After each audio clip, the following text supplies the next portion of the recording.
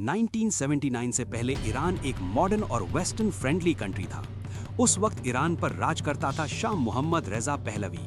वो अमेरिका का close alloy था, लेकिन ईरान की जनता शाह से नाराज थी।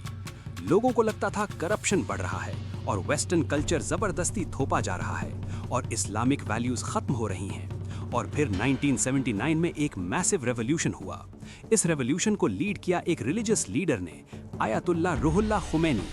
जब खुमैनी पावर में आए, ईरान एक इस्लामिक रिपब्लिक बन गया था और इसी मोमेंट से अमेरिका और ईरान की दुश्मनी शुरू हो गई। नवंबर 1979 में तेहरान में गुस्सा फूट पड़ा और ईरान के स्टूडेंट्स ने यूएस एम्बेसी पर कब्जा कर लिया था और 52 अमेरिकन डिप्लोमेट्स को बंदी बना लिया। ये हॉस्टेज क्राइसिस 444 दिन तक चला और अमेरिका दुनिया के सामने बेइज्जती महसूस कर रहा था। इसी इंसिडेंट के बाद अमेरिका ने ईरान पर सैंक्शंस लगा दिए और डिप्लोमेटिक रिलेशंस खत्म हो गए और तब से अमेरिका और ईरान एक दूसरे के परमानेंट एनिमीज बन गए। 1989 में आयतुल्लाह खुमैनी की डेथ हो गई। उसके बाद ईरान का नया सुप्रीम लीडर बना अली खामेनेई। शुरू में लोगों को लगा खामेनेई एक वीक लीडर होगा, लेकिन धीरे धीरे उसने अपनी पावर कंसोलिडेट कर ली। उसने रेवोल्यूशनरी गार्ड को स्ट्रॉन्ग बनाया, मिडिल ईस्ट में ईरान का इन्फ्लुएंस बढ़ाया और इजराइल के खिलाफ अग्रेसिव पॉलिसी रखी। और खामेनेई बार बार एक बात कहता था, इजराइल का एग्जिस्टेंस खत्म होना चाहिए, और यही बात इजराइल को सबसे ज्यादा डराती थी। 2000 के बाद ईरान और इजराइल के बीच एक शैडो वॉर शुरू हो गया। डायरेक्ट वॉर नहीं, लेकिन सीक्रेट ऑपरेशंस शुरू हो गए थे। इजराइल को डर था ईरान न्यूक्लियर बॉम्ब बना रहा है, इसलिए इजराइल की इंटेलिजेंस एजेंसी मोसाद ने ईरान के न्यूक्लियर साइंटिस्ट को टारगेट करना शुरू कर दिया था। कई साइंटिस्ट मिस्टीरियस एक्सप्लोजन्स और शूटिंग्स में मारे गए थे। 2010 में एक साइबर अटैक भी हुआ जिसका नाम था स्टक्सनेट वायरस। इस वायरस ने ईरान के न्यूक्लियर सेंट्रीफ्यूजेस को डिस्ट्रॉय कर दिया था। दूसरी तरफ ईरान ने भी अपना नेटवर्क एक्सपैंड कर दिया था। ईरान सपोर्ट करता था हिजबुल्लाह, हमास। ये ग्रुप्स इजराइल पर रॉकेट्स फायर करते थे। मिडिल ईस्ट एक साइलेंट बैटलफील्ड बन चुका था। 2020 में अमेरिका ने एक शॉकिंग स्टेप लिया और बगदाद एयरपोर्ट पर एक ड्रोन स्ट्राइक हुई और उस स्ट्राइक में मारा गया ईरान का top military commander general Qasem Soleimani. Soleimani Iran की फॉरेन मिलिट्री ऑपरेशंस का मास्टरमाइंड था।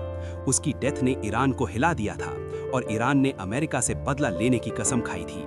इसके बाद मिडिल ईस्ट का टेंशन और बढ़ गया था। 2025 तक सिचुएशन एक्सप्लोसिव हो चुकी थी। ईरान और इजराइल के बीच मिसाइल अटैक्स बढ़ गए थे। अमेरिका भी कॉन्फ्लिक्ट में इन्वॉल्व हो गया था और इंटेलिजेंस रिपोर्ट्स के अकॉर्डिंग ईरान न्यूक्लियर कैपेबिलिटी के करीब पहुंच रहा था। तब यूएस और इजराइल ने एक जॉइंट ऑपरेशन प्लान किया। टारगेट था ईरान की टॉप लीडरशिप को डिस्ट्रॉय करना।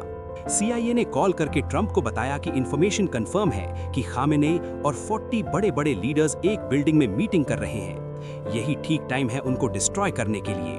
उसके बाद यूएस प्रेसिडेंट ट्रंप ने नेतन्याहू को कॉल लगाया और बोला ये सही टाइम है खामेनेई को डिस्ट्रॉय करने के लिए। 28 फरवरी 2026 सुबह 8:10 पर तेहरान में मल्टीपल एयर स्ट्राइक्स लॉन्च की गई। डजन्स फाइटर जेट्स और प्रिसीजन मिसाइल्स का यूज हुआ। एक स्ट्राइक डायरेक्टली खामेनेई के कंपाउंड पर हुई। अटैक इतना पावरफुल था कि कंपाउंड पूरी तरह से डिस्ट्रॉय हो गया। खामेनेई और कई सीनियर ऑफिशियल्स इस अटैक में मारे गए। अगले दिन ईरान स्टेट मीडिया ने ऑफिशियली अनाउंस किया, supreme leader Ali Khamenei is dead. Khamenei की डेथ के बाद ईरान में केओस फैल गया और ईरान की कॉन्स्टिट्यूशन के अकॉर्डिंग एक इंटरिम लीडरशिप काउंसिल बनाया गया। देश भर में 40 डेज का मोर्निंग पीरियड अनाउंस हुआ, लेकिन कहानी यहीं खत्म नहीं हुई। ईरान ने रिटेलिएशन स्टार्ट कर दिया। इजराइल पर मिसाइल अटैक्स और गल्फ कंट्रीज पर ड्रोन स्ट्राइक्स, और मिडिल ईस्ट एक फुल स्केल वॉर के एज पर आ गया। दुनिया भर के लीडर्स ने टेंशन कम करने की अपील की, लेकिन एक्सपर्ट्स कहते हैं खामेनेई की डेथ मिडिल ईस्ट पॉलिटिक्स को हमेशा के लिए बदल सकती है। 47 इयर्स की दुश्मनी 1979 की रेवोल्यूशन से शुरू हुई और shadow Wars, proxy battles, cyber attacks और फाइनली 2026 की एयर स्ट्राइक में अली खामेनेई की डेथ हो गई। सिर्फ एक लीडर की डेथ नहीं थी, ये मिडिल ईस्ट के पावर बैलेंस का टर्निंग पॉइंट था। अब सवाल ये है, क्या ईरान नया सुप्रीम लीडर चूज करके और स्ट्रॉन्ग बनेगा, या ये कॉन्फ्लिक्ट एक और बड़े वॉर की शुरुआत है? आने वाले साल ही इसका जवाब देंगे। इस तरह ट्रू स्टोरी न्यूज डिटेल्स में देखने के लिए हमारे चैनल BG Fix स्टूडियो को सब्सक्राइब जरूर करें। मिलते हैं अगली सच्ची वीडियो पर।